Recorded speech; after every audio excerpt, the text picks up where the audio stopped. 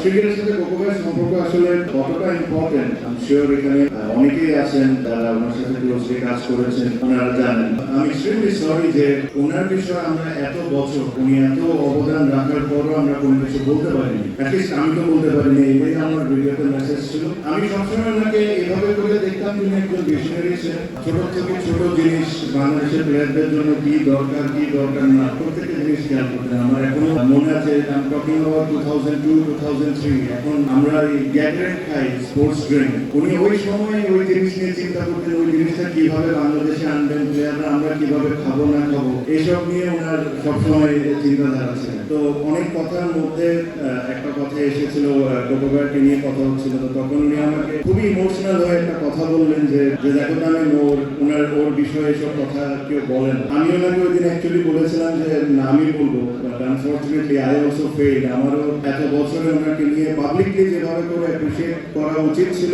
ওটা আমি করতে পারিনি। ওটার জন্য আমি ক্ষমা প্রার্থী ওনার ফ্যামিলির কাছে।